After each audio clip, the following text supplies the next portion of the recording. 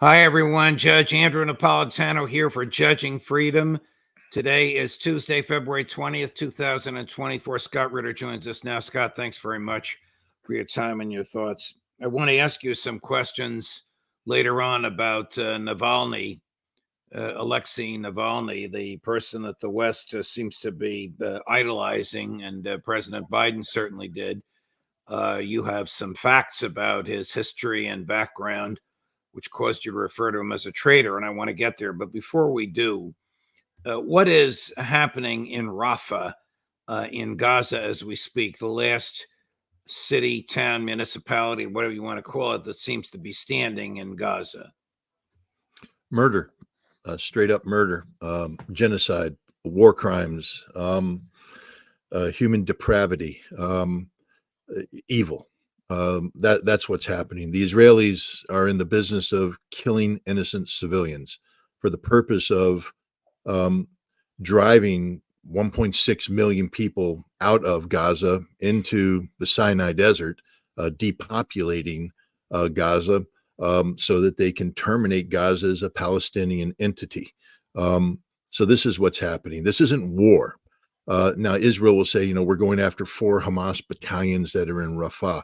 Well, then why do you drop bombs on civilian tent cities? Because there's civilians there. You're dropping the bombs on the cities. By the way, the civilian tent cities that you dropped leaflets saying, go build a tent city in Rafah, that's a safe place. You'll be safe there. So 1.6 million people did so.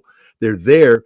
Then you starve them out. You tried to starve them out, Israel. You deny them humanitarian goods. You deny them food, medicine, horrific living conditions, but they stay there nonetheless. And then you drop bombs on them. Then you kill them. You slaughter them. You murder them. And guys, this isn't Hollywood death. This isn't, the bomb goes off and somebody, dramatically falls on the ground. This is ripping bodies apart, bodies of children, bodies of women, bodies of pregnant women, bodies of old men, innocent people. Their bodies are being torn asunder, ripped into tiny little pieces by the Israelis for the sole purpose of terrorizing, intimidating 1.6 million people into fleeing for their lives. Israel's trying to create the conditions where they say you have no choice. If you stay in Rafah, you will die. And here, we'll kill 150 more of you tonight just to prove that point. And the world's doing nothing. Nothing. Silence. In the United States, we're supposed to be this moral entity. We're supposed to set the moral standard. Silence while this murder is taking place in our name with our weapons by people we call allies. So this evil that I say, resides in Israel, it resides right here at home in the United States. Any American elected representative, indeed any American citizen who tolerates this, you're evil. Straight up, just acknowledge it. Some people who agree with you and me, many people watching this program, rejoice in the political eggshells that Prime Minister Netanyahu is walking on. But you have cautioned that while he has a lot of personal legal problems and political deficits and probably will go at some point, he's likely to be replaced by somebody who has the same attitude towards the Palestinians that he does, that there would be no effective change in Israeli policy.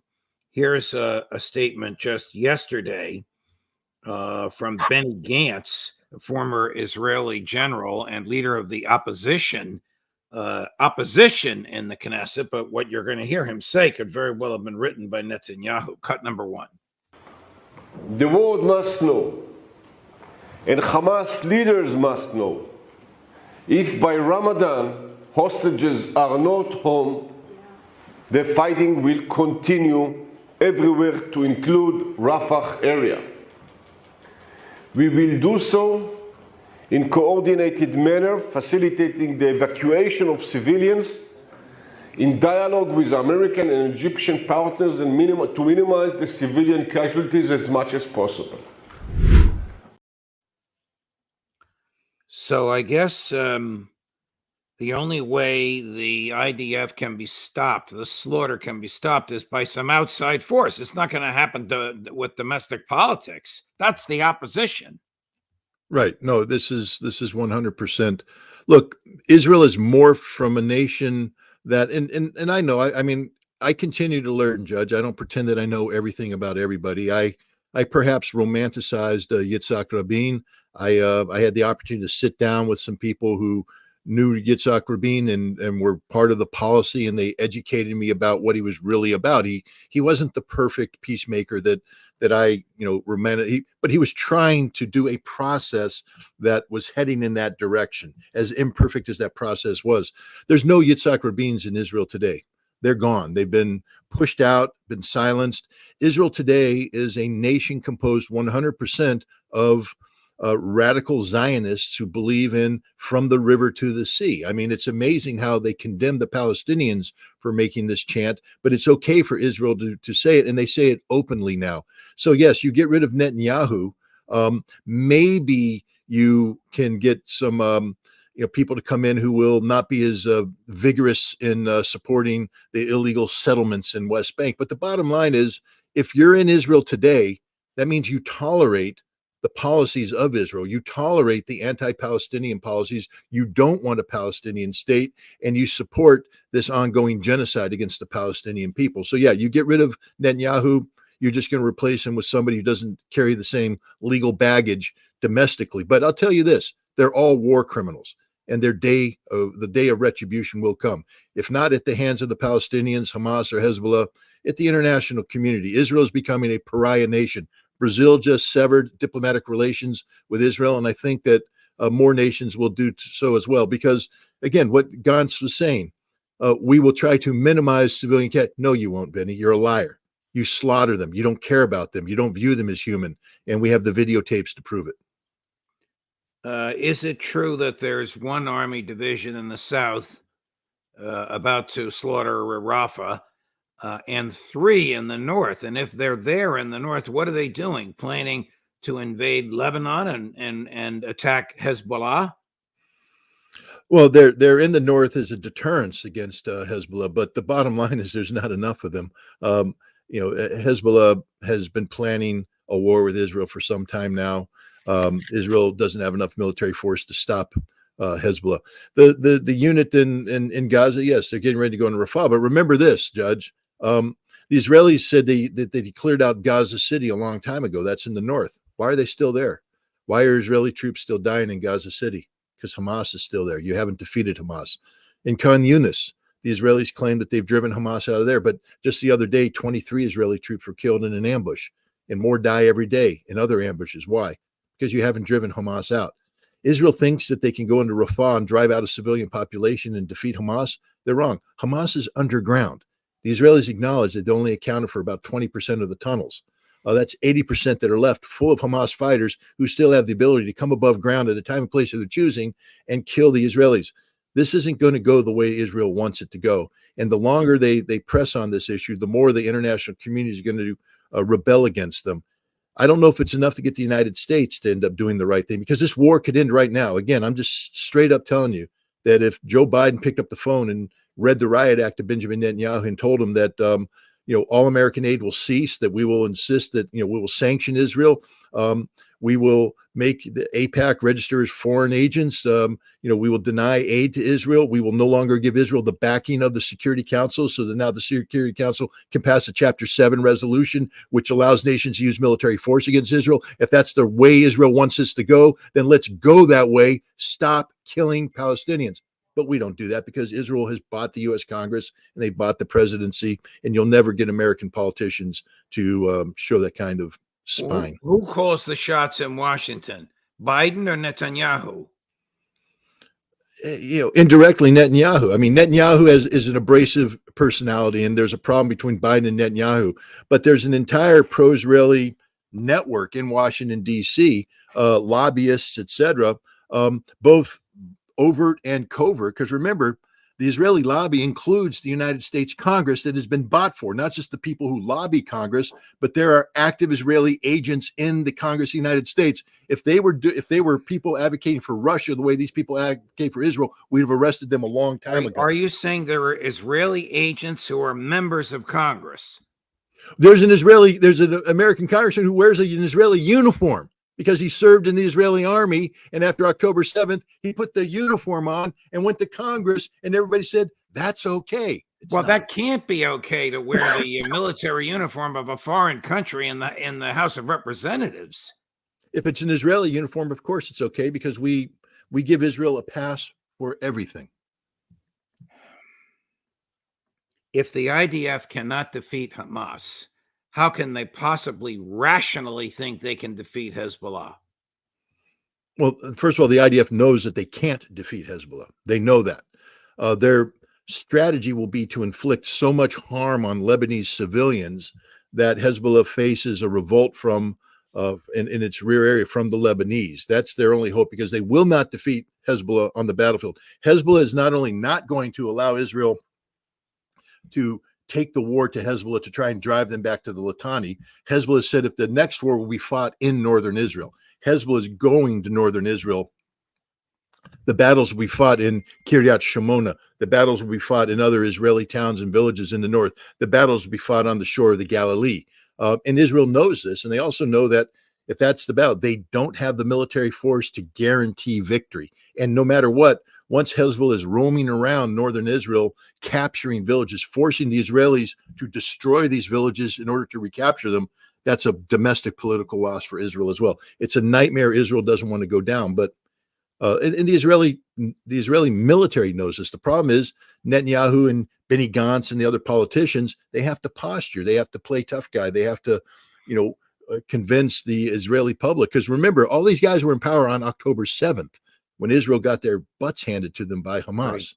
And so they can't afford to have anybody perceive them as weak. They have to posture as if they are the end all when it comes to strength and military strategy. So they're going to posture, but they all know what will happen if they go to war against Hezbollah. Have the settlers, the Israeli settlers who've just stolen land in the West Bank, left, or are they still there? No, they're still there. I mean, some have left. There's been some settlers, some Israelis have fled. I think the number is up to 500,000 Israelis have fled since. But it happens all the time. During the Gulf War, when Iraqi Scud missiles were landing on Israel, a lot of Israelis left Israel and went to live in Europe and the United States to get out of the way of the fighting. There's a large number of people doing that. But this is actually empowering the settlement mentality. For instance, you see that settlers have taken over the crossing with Egypt, and they're not allowing humanitarian goods to flow in that Israel said they would allow, that the United States negotiated for. They're just shutting it down, and nobody's doing anything about it. Nobody's removing them. The Israeli settlers now are having meetings where they're talking about repopulating Gaza with Israeli settlers, which is a violation of everything. But the settlers are in control. The settlers are the living manifestation of these radical Zionist policies, and there's no blocks. There's no checks and balances. They are literally out of control. They are running the show inside Israel. They're calling openly for genocide against the Palestinians. And unfortunately for the world, the Israeli Defense Force appears more than happy to give them what they're asking for. I'm going to show you a portion of an argument presented by a Palestinian ambassador to the International Court of Justice. And in this argument, he shows 5 maps of Israel going back to 1947 and up to 2 weeks before October 7th. I think you'll appreciate seeing this if you haven't seen it before. Allow me now to show you 5 maps. The first one is historic Palestine. This is the territory over which the Palestinian people should have been able to exercise their right to self-determination. Instead, the General Assembly recommended the partition of Palestine, ignoring the will of our people, as shown in the second map. With the Nakba that ensued, over 2/3 of our people were systematically and forcibly expelled by Israel. And 3/4 of Palestine became Israel, as shown in the third map. This was the start of the Nakba, the dispossession, the displacement and replacement of our people, the denial of rights and discrimination that continues to this very day. In 1967, Israel then occupied the remainder of Palestine, and from the first day of its occupation, started colonizing and annexing the land with the aim of making its occupation irreversible. It left us with a collection of disconnected Bantustans, preventing the independence of our state, as shown in map 4. Israel wanted the geography of Palestine, but not its demography. So it kept pushing our people out of their homes, out of their land. Here is the 5th map. It was displayed by Israel's Prime Minister to the General Assembly last September. He called this the new Middle East. This is no. So there's no, I mean, these are historical facts, which are essentially not subject to serious intellectual dispute, nor is that 5th map subject to any misinterpretation as to what Netanyahu intended. Scott, 2 weeks before October 7th, do you think he looked the other way, knowing it was coming, wanted this excuse? I mean, it's a conspiracy theory. It's one that would require him to be far more evil and hateful than one can possibly imagine. You know, there will be a commission. The intelligence will have to be gone through. What we do know now is that the Israelis were collecting the evidence of an impending Hamas attack. So the reports were being written. The Israelis were saying, the people on the front line were saying this is happening. And then the Israeli government undertook every measure possible to not prevent this from happening, up to and including the night of the attack, receiving reports saying they're coming across the border now. They're coming. We got it. They're coming in a couple hours. Call the alarm, mobilize the soldiers. And the emergency council, consisting of the Minister of Defense and all these other security people, said, no, we're going to sleep on it. And by the time they met in the morning, it was too late. The attack had begun.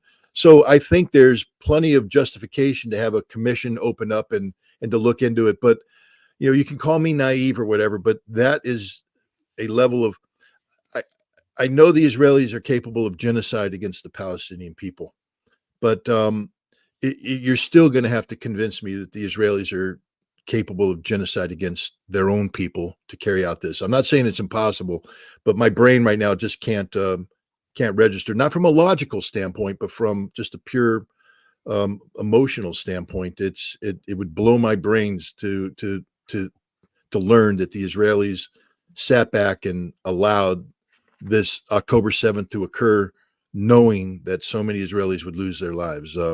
It's just mind-boggling, but stranger things have happened. Yeah, here's a very emotional moment at the International Court of Justice. It's not the same fellow. It looks a little like him, but it's another Palestinian ambassador. I believe it's the Palestinian Observer, since Palestine is not a country recognized by the UN.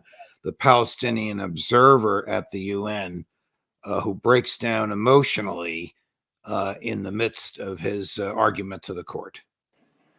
The state of Palestine appeals to this court to guide the international community in upholding international law, ending injustice, and achieving a just and lasting peace. To guide us towards a future in which Palestinian children are treated as children.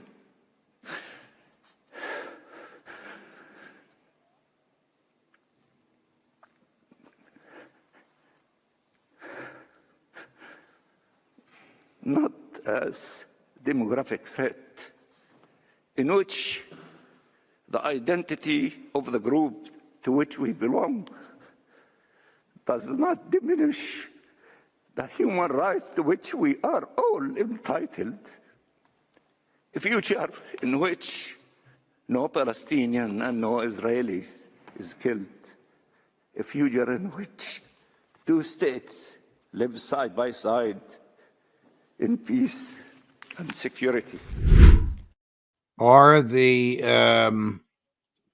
American calls for a two-state solution a fig leaf? Of course they are, because we have no intention of. Look, the Biden administration has been calling for a two-state solution since they came in, but it's just a throwaway argument. We did everything but pursue a two-state solution all the way up to October 7th. Now we say, oh, now we really mean it, but we don't, because look, Tom Friedman wrote a piece, an op-ed piece in the New York Times talking about the Biden doctrine. He said, look, this is it, a two-state solution, but it's a demilitarized state with no rights. That's not a state. It's artificial. We don't look.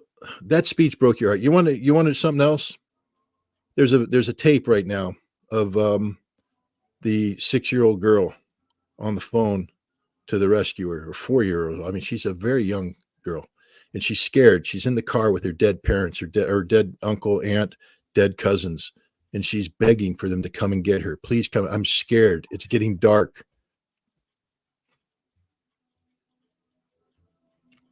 What happened? So listen to that. And if you're a father, if you're an uncle, if you're somebody who has, a niece of that age, imagine that being her. Imagine it being your daughter calling someone, begging for help. Please come and get me. She hasn't done anything wrong, but the Israelis used her as bait. They used her as bait. They set this up. They were monitoring this phone call. They allowed the Palestinian medics to come in. They gave them the route. The medics got within 50 meters of this girl. They saw her in the car, and then they killed them. The Israelis killed them, and then they killed her. They set them up. If you see that and you don't cry, if you see that and you don't understand how evil the Israelis are right now, I mean, that man's speech broke your heart. But listen to the voice of this girl as she's on the phone. The tank is in front of me. The tank is coming to me. The tank is very, very close. I'm scared. And then the tank killed her.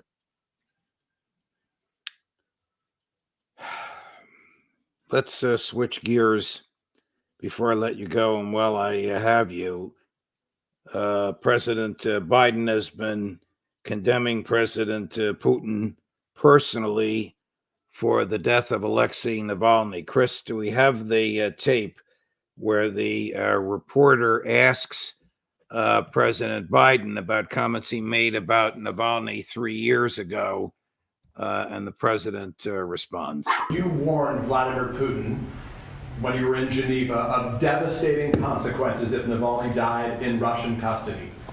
What consequences should he and Russia face? That was 3 years ago. In the meantime, they faced a hell of a lot of consequences. They've lost and or had wounded over 350,000 Russian soldiers.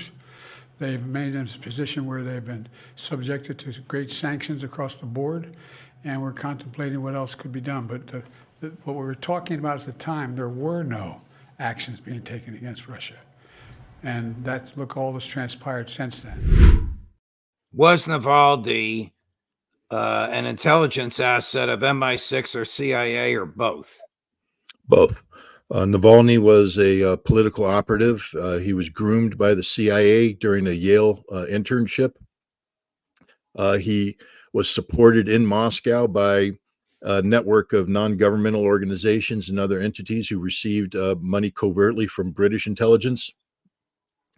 He participated in 3 coup attempts against Vladimir Putin. The first one was the elections of 2007, 2008, where the United States attempted to carry out a color revolution to prevent the swap that Putin and Dmitry Medvedev were making, where Putin was basically had served 2 terms, was going to switch over to prime minister.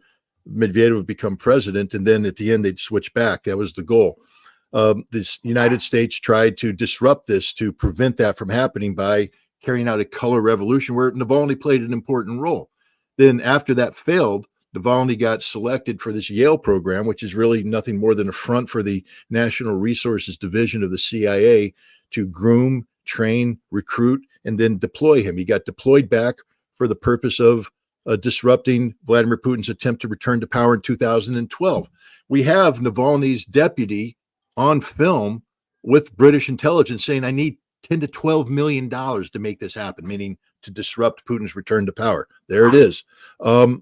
you know, that's treason. That's treason. So, you know, that's what Navalny did. And then Navalny got involved in trying to disrupt the 2021 effort as well. This, you know, this led to, well, this is Navalny is the great nationalist. Here he's comparing people from the Caucasus as cockroaches and flies. He says that the way you deal with cockroaches and flies is with a fly swatter and slippers, but sometimes you have bigger pests, and then a Muslim comes in and he shoots them. He says the solution is the handgun. He called Georgians, my wife is from the Republic of Georgia, he called them rodents. Rodents. My wife is not a rodent. Her family isn't rodents. Georgians aren't rodents. Navalny is an ugly nationalist. That's the reality. Now, we tried to put lipstick on this pig and turn him into, you know, the symbol of democracy, but it was never a Democrat. He was always a disruptive force, trained, funded, and directed by the CIA to undermine Russian government, not undermine Russian democracy. Nothing about Navalny was democratic. He never garnered more than 5% support nationally. He could never have won an election. His job was to be disruptive, purely disruptive. And in that, he did a good job, but he was a traitor nonetheless. Well, Scott, thank you very much. I know this was emotional earlier, but you showed your big, beautiful paternal heart, imagining this young girl being somebody else. We'll get the tape, and if we can post it on this venue, we'll do so. But my dear friend, you're a great man. Your analysis is superb and courageous and grounded in fact, and I'm deeply grateful, as are the many, many, many people watching us now, for everything you've just said to us. All the best. Thank you. Okay. Coming up the rest of this week, Professor Mearsheimer, Colonel Wilkerson, the intelligence boys on Friday, Phil Giraldi, Aaron Mattei. Judge Napolitano for Judging Freedom.